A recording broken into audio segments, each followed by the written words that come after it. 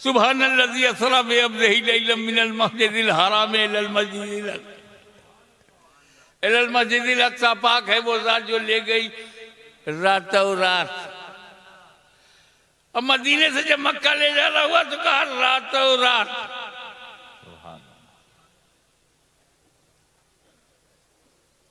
तो अली हुक्म हो गया है, मुझे रातों रात जाना है। मेरे पास काफिरों की कुछ अमानतें हैं, फला फला फला फला फला नाम बताए कि उनकी अमानत है। इतना टाइम नहीं है कि मैं दे के जाऊं। तुम ऐसा करो, मेरे बिस्तर पे सो जाओ, सुबह उठना, अमानतें बांटना, फिर मदीने आना।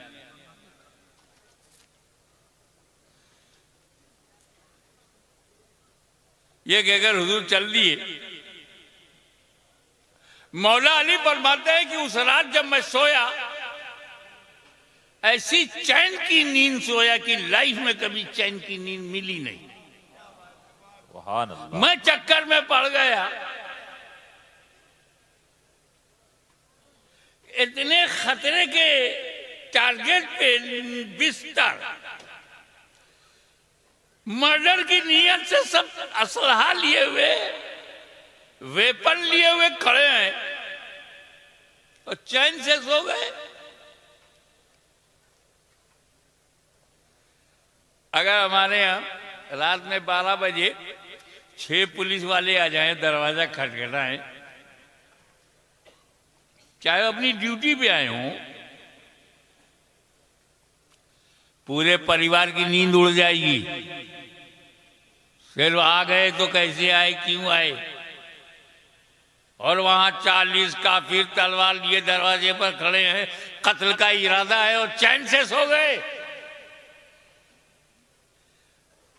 मौला अली की बशरियत के इत्मीनान की वजह बताओ। सारी रात फिक्र में निकल जाती कि बाहर किए खड़े हैं, तलवार लिए हैं, नेजा लिए हैं, वेपन लिए हुए हैं, हथियार लिए हुए हैं, नींद कैसे आ गई?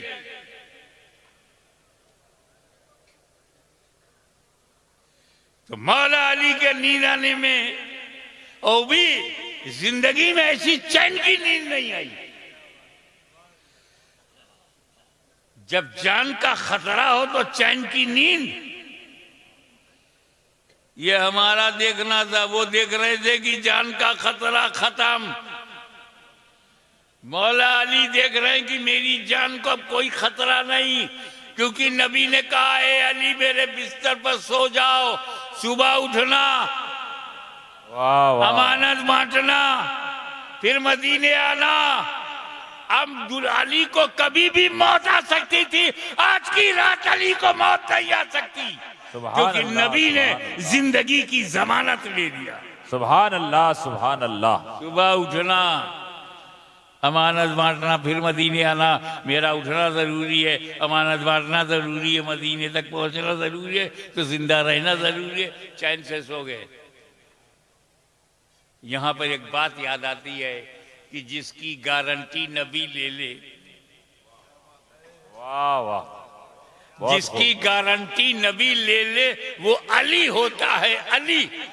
और जिसकी गारंटी अली ले ले वली होता है, वली। सुभान अल्लाह। नारे तकबीर, नारे रिसालत, हुजूर गाज़ी मिल्लत। बहुत खूब हज़रत, बहुत खूब। और इधर नबी ने क्या किया? दरवाजा खोला, हाथ में कंकरियां थी, फेंक दिया काफिरों की तरफ। किसने कंकरी फेंका? तुमसे कौन पूछ रहा? तुम चुपचाप बैठ के सुनो,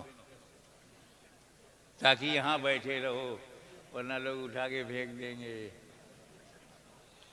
किसने फेंका? नबी ने। नबी ने। तारीख कहती है नबी ने फेंका, रवायत में है नबी ने फेंका। दिन की रोशनी में नबी ने फेंका। हाथ नबी का है, कंकरी नबी ने चुना है। अल्लाह क्या कह रहा है? वाह। वमा रमैता इज़ रमैता वलाकिन अल्लाह रमा। ए महबूब, जो कंकरी तुमने फेंकी, तुमने नहीं फेंकी बल्कि अल्लाह ने फेंकी। सुभान अल्लाह, सुभान अल्लाह। और हुजूर चले गए सामने से, काफिरों को नहीं दिखा, खड़े हैं, जाग रहे हैं, नबी सामने से जा रहे हैं, नहीं दिखे। हक है कि नबी जा रहे हैं, दिखे नहीं काफिरों को। क्या समझे, मेरा नबी काफिरों को नहीं दिखता। बहुत खूब। इसीलिए काफिरों को शिकायत है कि नहीं दिखाई देते।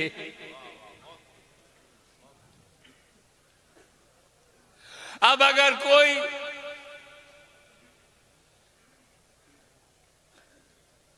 इस इलाके में या पूरे राजस्थान में या भारत के किसी हिस्से में कहे हमको तो नबी नहीं दिखाई देते, झगड़ा मत करना, समझ जाना कंकरी का असर चालू है।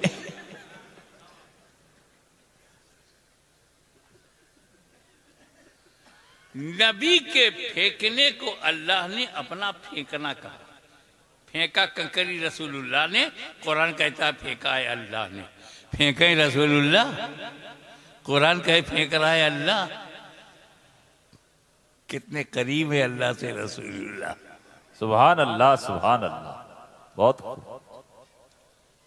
दूसरी मिसाल, वमन युतिउ रसूल फक़द अता अल्लाह, जिसने रसूल की अताअत की उसने अल्लाह की अताअत की। अताअत कर रहे रसूलुल्लाह की, कुरान कह रहा है ये अताअत हो रही अल्लाह की। मैं युतिउ रसूला, जो मुतिउर रसूल हो गया वही मुतिउल्लाह। मुतिउर रसूल को मुतिउल्लाह कुरान ने कहा है। तवज्जो, जिस गायते कुर्ब की बुनियाद पर मोतीउर रसूल को मोतीउल्लाह कहा जा रहा है, उसी गायते कुर्ब की बुनियाद पर खलीफतुर रसूल को खलीफतुल्लाह कहा जा रहा है। सुभान अल्लाह, सुभान अल्लाह। बहुत खूब। अब एक बात बताइए, फिल अर्ज़ खलीफा, जमीन पर खलीफा बनाया तो दुनिया तो बहुत बड़ी है, जमीन बहुत बड़ी है, कहाँ उतारा। आज हम कहते हैं भारत में, हिंदुस्तान में उतारा, तब तो हिंदुस्तान नाम ही नहीं था। ना अरब था, ना अजम था, ना ईरान था, ना टर्की था, ना यूरोप था, ना अमेरिका था, सिर्फ जमीन थी। लेकिन जब ये नक्शा बना तो पता चला कि आदम अलैहिस्सलाम अखंड भारत में पैदा हुए। अब तो खंडित हो गया, वसी तरीन हिंदुस्तान में पैदा हुए।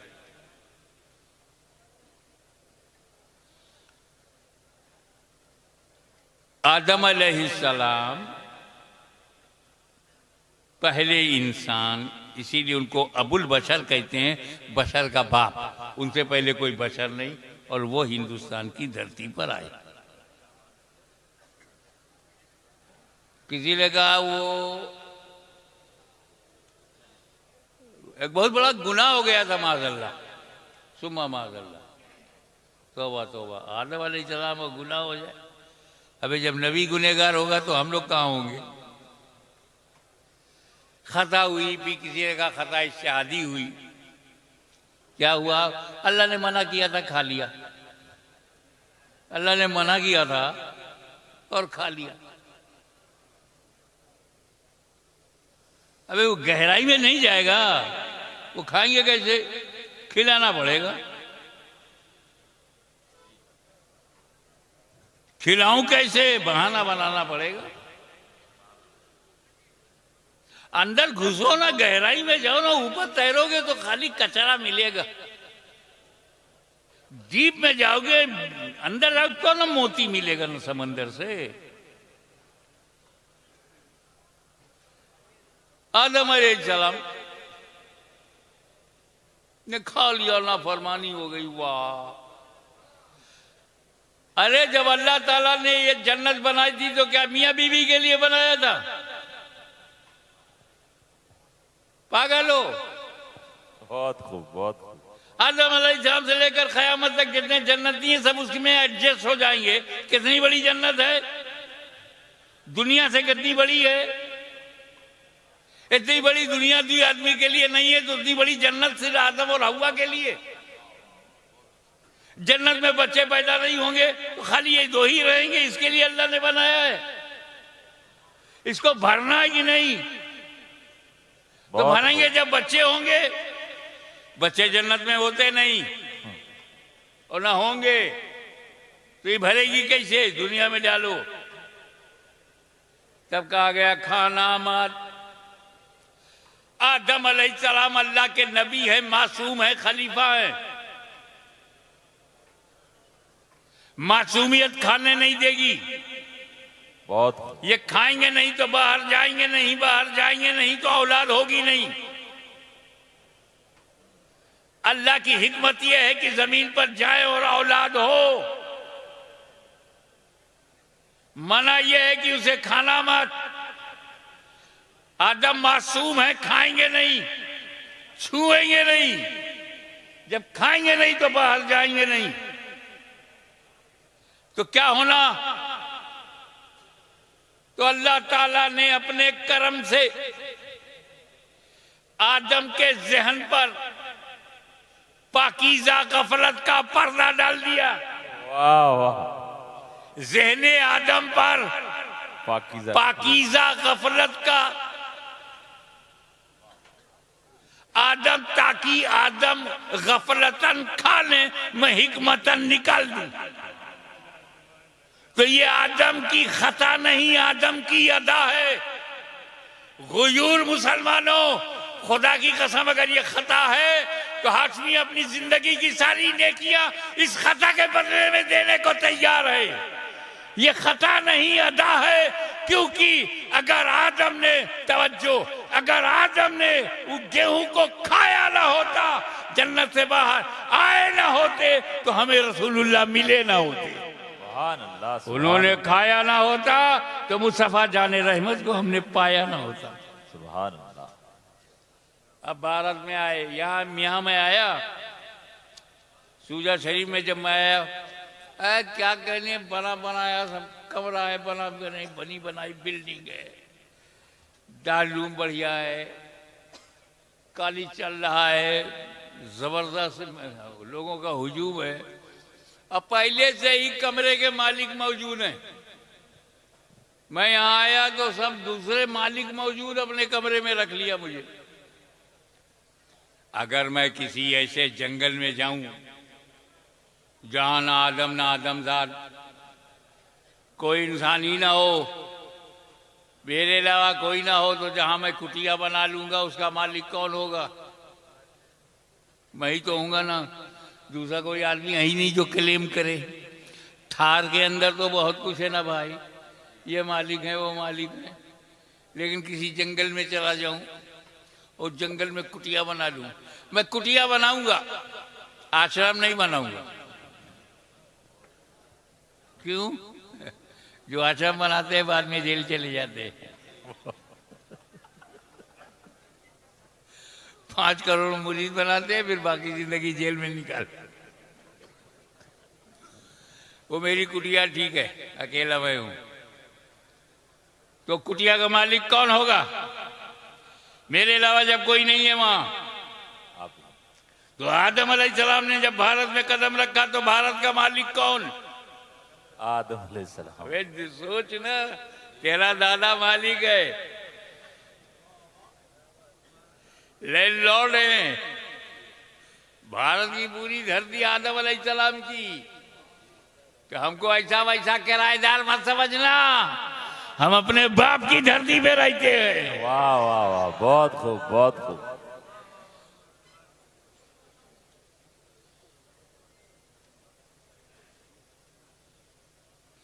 मगर ला साहब खल गया, लग गई इबलीस को।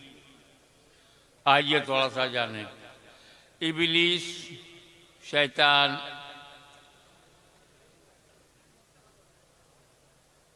शैतान, इन्न शैतान लिल इंसानी अदुव्वुम मुबीन। शैतान जो है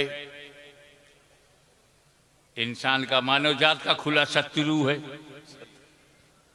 खुला दुश्मन है। और भारत में किसी को शैतान से दिलचस्पी नहीं है, लिहाजा आप शैतान को बुरा कहोगे तो किसी को बुरा नहीं लगेगा। आपको शैतान से बचना है कि नहीं? पूरे मजमे की क्या राय है? शैतान से बचना है। जी जी। खाली इरादा करो, हाथ मत उठाओ। शैतान से बचना है क्या? बचना है। कैसे बचोगे? पहचानोगे तब बचोगे ना, पहचानोगे नहीं तो बचोगे कैसे? 2 साल का लड़का कोबरा नहीं पहचानता, कोबरे को देख के खेलने जा रहा, बाप ने जल्दी पकड़ लिया, बेटा वो कोबरा है, तू नहीं पहचानता, मैं पहचानता हूं।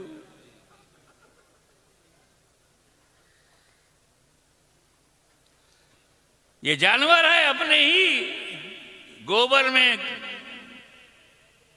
खेलती है। रिश्ता बनाने से पाक नहीं हो जाएगी। छोटा सा बच्चा, 1 साल का बच्चा है, पेशाब पैखाना करता है, उसी में पड़ा रहता है, पहचानता नहीं। लेकिन जब वो पहचानने लगता है तो ऐसा पाक साफ होके निकलता है कि मस्जिद में जा सके। ये मेरी बहन है, ये मेरी माँ है, पहचानोगे तब ना, नहीं तो हर औरत बराबर हो जाएगी।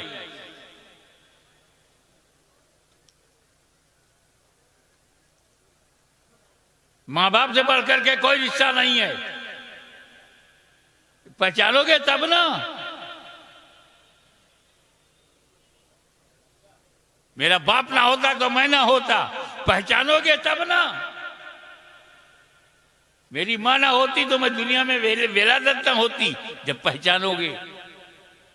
इब्लीस से बचना है तो पहचानो, पहचान जाओगे तो बच जाओगे। चलो पहचाने। हजरत कई मिनट लगेगा इब्लीस को पहचानने में? अरे मैं कहा सेकंडों का मामला है। अल्लाह वालों ने ऐसा बना दिया है हम लोगों को कि हम सेकंड में पहचान जाते हैं कौन इब्लीस है। देखो, अल्लाह ताला ने जब इब्लीस से कहा कि मेरी इबादत करो, तो उसने अल्लाह की इबादत कब तक किया? 6 करोड़ बरस, 50 million years he devoted his best part of life in the worship of Allah Almighty. 6 crore बरस खुदा की इबादत करता रहा। उसके सजदों को अगर जमीन पर रखा जाए तो राजस्थान से लेकर अमेरिका तक कोई जगह नहीं मिलेगी जहां सजदा ना हो। अनकाउंटेबल सजदे, बेशुमार सुजूद, बेशुमार रुकू, जबरदस्त आबिद, जबरदस्त इबादत गुजार। देख रहे हैं आप? 6 करोड़ बरस वर्शिप का रिकॉर्ड। इल्म, इब्लीस के पास वो इल्म है, अल्लाह अकबर, हमसे ज्यादा तो वही कायल है। बहुत खूब, बहुत खूब। वो तो इब्लीस की वुसअत इल्मी के इतने कायल हैं कि जिस नबी का कलमा पढ़ते हैं उससे भी ज्यादा उसका इल्म मानते हैं।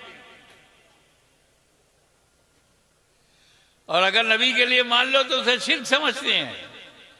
इतना सॉफ्ट कॉर्नर है।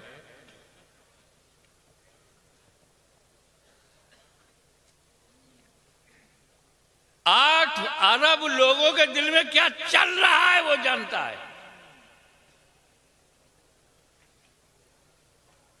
इस वक्त अमेरिका के नेता के मन में क्या चल रहा है और भारत के जानता है, घुसता है दिल में, रगों में दौड़ता है, इरादा बदल देता है। ऐसा इल्म है। अल्लाह अकबर। और दर्जा, position, the door of paradise was open for him 24 hours. जन्नत का दरवाजा खुला, जब चाहे जाए, जब चाहे आए।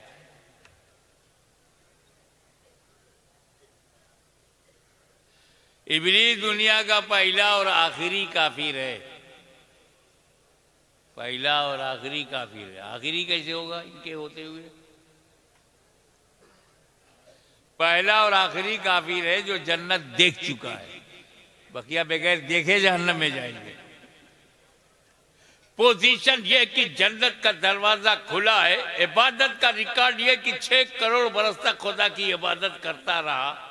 इल्म का आलम यह है कि वुसअत इल्मी की कोई हद नजर नहीं आ रही है, और काफिर हो गया। अबा वस्तकबरा व काना मिनल काफिरीन। उसने घमंड किया, आ गया। काना मिनल काफिरीन, काफिरों में हो गया। ये अल्लाह कह रहा है।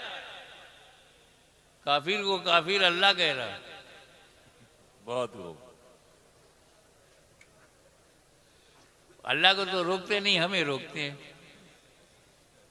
वहां रोक नहीं पाएंगे।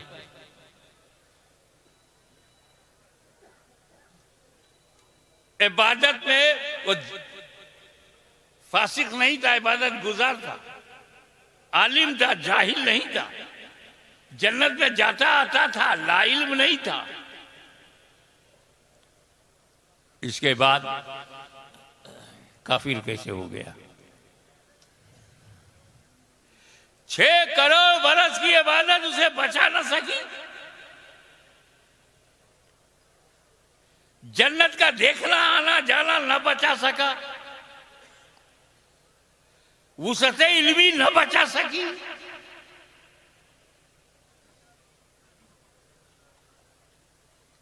नबी से कहा अल्लाह ने कि आदम नबी अलैहिस्सलाम की ताजीम की सजदा करो, ताजीमी सजदा करो।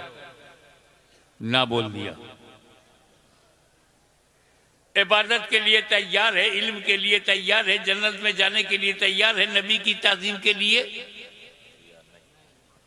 हम पहचान गए। वाह वाह वाह। आपने पहचाना कि नहीं?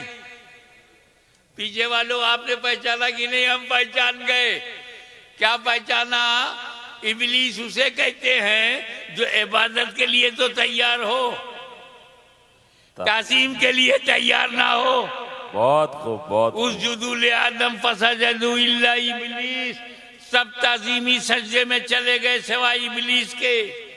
तो ताजीम आदम से इनकार करना इब्लीस की सुन्नत।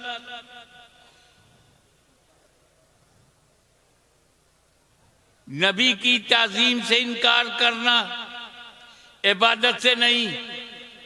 और यही पहचान उसके मानने वालों की भी है। इनसे इबादत का हो तो करेंगे, नमाज का हो तो पढ़ेंगे, रोजा का हो तो रखेंगे, हज का हो तो करेंगे, ज़कात का हो तो देंगे। और नमाज के लिए शहर शहर जाने को तैयार हैं, नगर नगर जाने को तैयार हैं, खेत खेत खलियान खलियान जाने को तैयार हैं, कस्बा कस्बा जाने को तैयार हैं, गांव गांव जाने को तैयार हैं। नमाज के लिए तैयार है, नमाज के लिए तैयार है, हिंद में तैयार है, सिंध में तैयार है, अरब में तैयार हैं, अजम में तैयार हैं। क्या मतलब? जितने पे वो राजी था उतने पे ये राजी हैं, और जहां उसका इनकार है वही इनका इनकार है।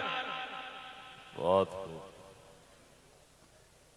जहां इब्लीस ने इनकार किया वही इनका इनकार है। फर्क ये है, वो नबी के लिए झुकने को तैयार नहीं, ये नबी के लिए उठने को तैयार। बहुत भाई, मेरे तरीका बदल जाने से दफा नहीं बदलती।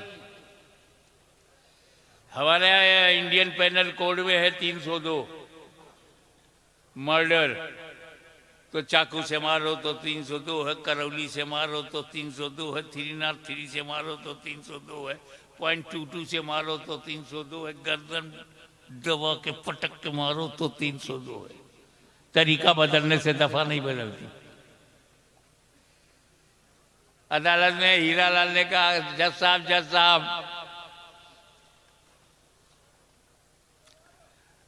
आपने मोहनलाल को फांसी दिया था, उसने रिवॉल्वर से मारा था। हाँ, याद आया, मुझे फांसी मत दीजिए, मैंने रामपुरी चाकू से मारा है। तो जज कहेगा मारा तो है, तरीका बदलने से दफा नहीं बदलती।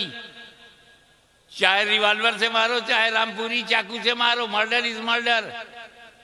तो तरीका बदलने से दफा नहीं बदलती तो सजा भी नहीं बदलती। तो चाहे नबी के लिए झुकने से इनकार हो, चाहे उठने से इनकार हो, तरीका बदलने से दफा नहीं बदलती। और जब दफा नहीं बदलती तो सजा भी नहीं बदलती। वाह वाह वाह। अब जरूरत क्या थी कि आदम अलैहिस्सलाम को खलीफा बनाया जाए? अरे खलीफा की जरूरत ही तब होती है जब असल तक ना जा सको। वाह। असल तक ना जा सको तो उसके नायब तक जाओ। असल तक नहीं जा सकते। तुम महदूद हो, वो अल्लाह महदूद है। तुम अंत हो, वो अनंत है। तुम सीमित हो, वो असीमित है। तुम लिमिटेड हो, वो अनलिमिटेड है। इसलिए जरूरी है कि उसके खलफ को ढूंढो। अल्लाह का खलीफा बनाया नहीं जाता, पाया जाता है। आदम खलफ है, नबी अल्लाह का खलफ है, खलीफा है। और खलीफतुल्लाह तक जाने से अल्लाह तक जाना। तो जो असल है वहां तक ना जा सको तो उसके नायब, उसकी खलीफा तक चले जाओ। अब ये इतनी बड़ी बात है, इसको कैसे समझाऊं, आम लोगों को कैसे समझाऊं? तो एक बात दिमाग में आ रही है, मेरे डेली प्रैक्टिस में है तुम्हारे। या अय्युहल्लज़ीना आमनू इज़ा कुंतुम इला सलाति फ़ग़सिलू वजूहकुम, आखिर तक। ईमान वालों, जब नमाज का इरादा करो तो वजू का हुक्म है। फ़ग़सिलू वजूहकुम, अपना चेहरा धो। पहले क्या धोना चाहिए? कुरान में है पहले चेहरा धो। आप पहले क्या धोते हो? ये किसी ने कहा तुमको कुरान के खिलाफ करने के लिए कि पहले हाथ धोते हो, फिर कुल्ली करते हो, फिर नाक में पानी डालते हो, उसके बाद वो चेहरा धोते हो। ऐसा कुंतुम इला सलात फ़ग़सिलू वजूहकुम, अपने चेहरों को धो। तुम हाथ धोने लगे। तो किसी ने कहा भाई वो फर्ज है, चेहरा धोना फर्ज है, वो अल्लाह ने फर्ज बताया है। ये हाथ धोना कुल्ली ये सुन्नत है। सुभान अल्लाह, सुभान अल्लाह। ये सुन्नत की क्या जरूरत? कहा बाबा कुरान ने यही कहा ना, चेहरा धो पानी से। पानी कैसा हो, चाहे जैसा। तो सुन्नत ने बचा लिया। वाह वाह वाह। पहले हाथ में लेकर रंग देख लो, रंग सही हो तो मुंह में लेकर के जायका देख लो, जायका सही हो तो नाक में डाल करके उसकी महक देख लो। वाह। और जब पानी पाक साफ हेल्दी हो तो फ़ग़सिलू वजूहकुम। सुभान अल्लाह, सुभान अल्लाह। किसी ने तो कहा गया सुन्नत इकमालुल फर्ज फी महल्लिही, सुन्नत की तारीफ यही है, इकमालुल फर्ज फी महल्लिही, फर्ज की कमाल पैदा कर दे। अब अगर कोई साहब अहले सुन्नत नहीं है, सीधे सीधे फ़ग़सिलू वजूहकुम, जो पानी मिला मुंह पे मारा, तो कभी सड़ा हुआ पानी मिला, कभी बदबूदार, कभी बदजायका, कभी बदरंग। सुन्नत ने बचा लिया हमारा रंग।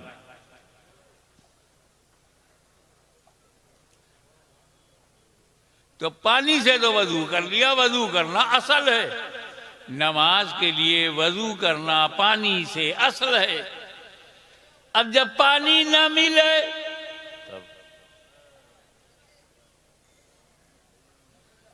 तो तयम्मुम, किस चीज से? मिट्टी से। ऐसा हो ही नहीं सकता कि पानी से दूर हो जाओ तो मिट्टी से भी दूर हो जाओगे। ये जमीन ही दो चीज से बनी है, 3 हिस्सा पानी है, 1 हिस्सा मिट्टी है। मिट्टी में रहो तो तयम्मुम कर लो, पानी के पास रहो तो वजू कर लो। तो ये तयम्मुम भी कुरान में है।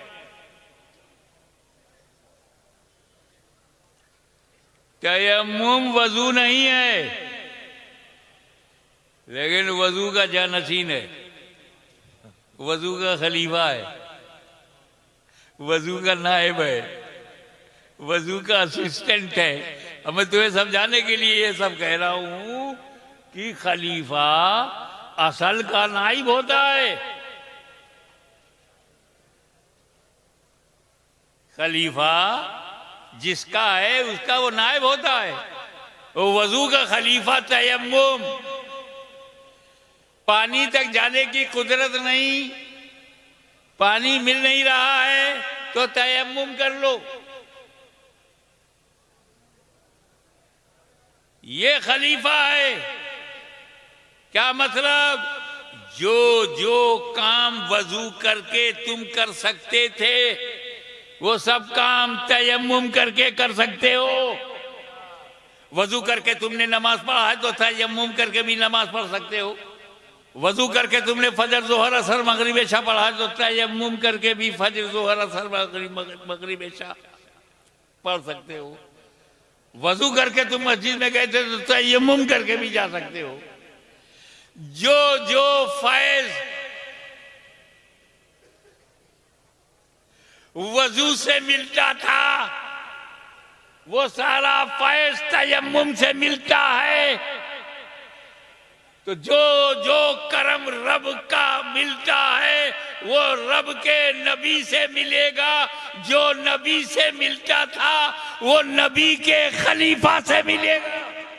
बहुत खूब। अल्लाह का हर वली खलीफतुल नबी है, सुभान अल्लाह। जैसे हर नबी खलीफतुल्लाह है।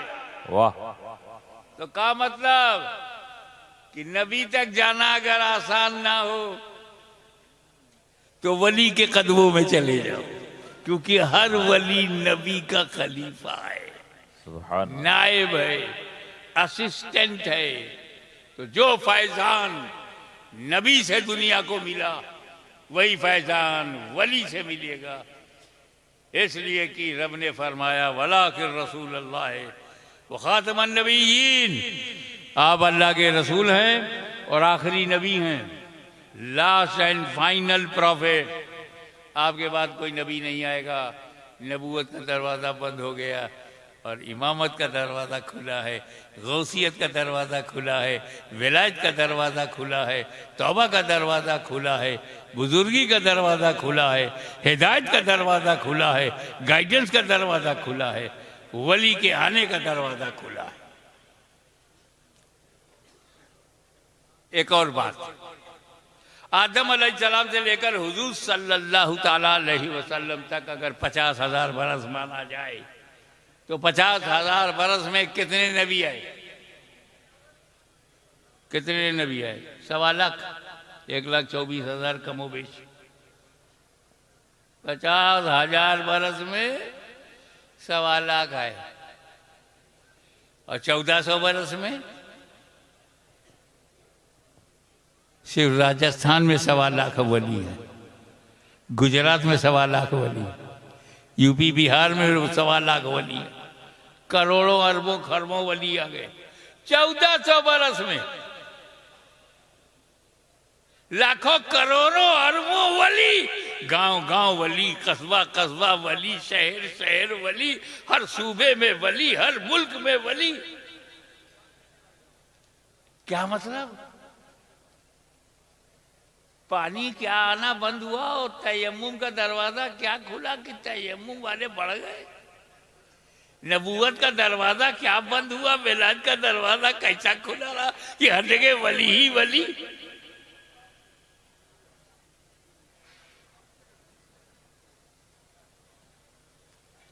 तो हमको मुसलमान और अरब वालों को मुसलमान बनाने में उन्हें नबी ने बनाया, हमें वली ने बनाया। सुभान अल्लाह।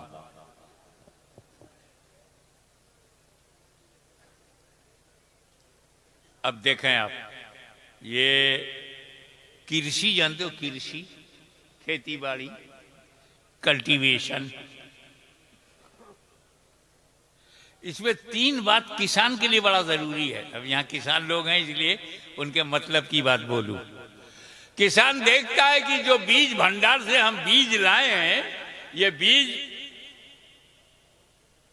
जिंदा हो, मजबूत हो, मरा हुआ ना हो, बुझा हुआ ना हो, सड़ा हुआ ना हो, बीज अच्छा हो।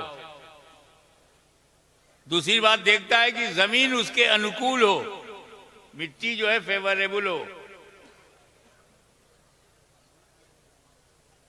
और तीसरी बात वो देखता है कि वातावरण उसके मुताबिक हो। इसीलिए पंजाब का चावल जो है वो सूजा शरीफ में नहीं बोया जाता, निकलेगा ही नहीं।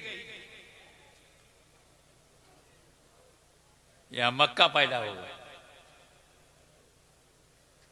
मकई। आसाम की चाय की पत्ती यूपी में बो दिया जाए तो खलास, क्योंकि बीज तो अच्छा है, जमीन फेवरेबल नहीं है, अब वो हवा मुआफिक नहीं है। मेरे नबी ने जब चाहा कि इस्लाम की खेती सारी दुनिया में फैला दी जाए,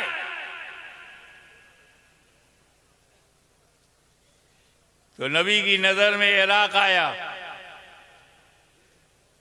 ये कैसे लोग हैं यहां?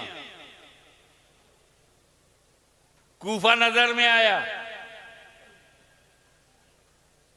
बुज़्दिलो, बदअहदो, बेवफाओ, डरपोक, ताकत के आगे झुक जाने वाले, मोहब्बत भी करते हैं और डर भी जाते हैं।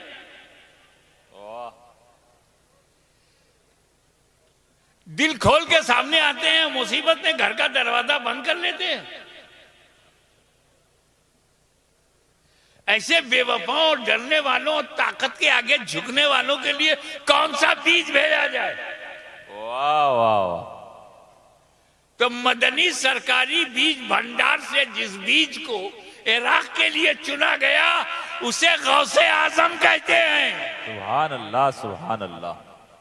वो गौसे आजम जिसकी सुबह शाम पर सैयद कायनात की नजर हो, वो गौसे आजम जिसकी हर सांस याद इलाही में मसरूफ हो, वो गौसे आजम जिसे निकलता हुआ सूरज सलाम करे और डूबता हुआ सूरज पैगाम देकर जाए, वो गौसे आजम जिसका कदम औलियाए रोजगार के कांधों पर हो, वो गौसे आजम जो कादिर मुतलक का मजहर अतम हो, वो गौसे आजम एक नजर में दुनिया बदल दे। बुज़्दिलों में जान आ गई, डरपोक निडर हो गए, छोटे दिल वाले बड़े दिल के बन गए, और खेती, कादिरियत की खेती फैलने लगी। सुभान अल्लाह, सुभान अल्लाह। जब हुजूर के सामने तुर्किस्तान, अफगानिस्तान, वजीरिस्तान, पख्तूनिस्तान, पहाड़िस्तान, पत्थरिस्तान, यहां कौन सा बीज भेजा जाए? इतने सख्त दिल हैं ये लोग। मैं अपनी एक मिसाल देता हूं। मैं जूनी मस्जिद बंबई में था, एक काबुल से ताजा ताजा साहब आए थे कारोबार के लिए बंबई में। मैंने उनसे पूछा आपके कितने बच्चे हैं? बोला 2 बेटा मेरा है, 2 अपनी अम्मा का है। ये तो मेरे लिए बाउंसर था। 2 तुम्हारे हैं, 2 अम्मा के हैं, इसका क्या मतलब? कहा 2 है, बंदूक उठा के शिकार कर लेते हैं, वो बेटे मेरे हैं। अभी 2 बच्चे हैं, बंदूक नहीं उठा पाते, अभी अपनी अम्मा के हैं। आई सेड पत्थर दिल लोगों के लिए कौन सा बीज भेजा जाए? तो मदनी सरकारी बीज भंडार से जो बीज वहां भेजा गया उसे नक्शबंद कहते। वाह वाह वाह। तुम कड़क हो तो सिलसिला भी कड़क है। और जब मेरे नबी की आंखों के सामने भारत आया, वाह। हिंदुस्तान के लिए कौन सा बीज भेजा जाए, तो हिंदुस्तान के माहौल पे नजर पड़ी, अरे ये तो अजीब और गरीब मुल्क है। शक्ति, भक्ति, प्रीत, प्रेम, रीत, गीत, संगीत का शहर है। कण कण में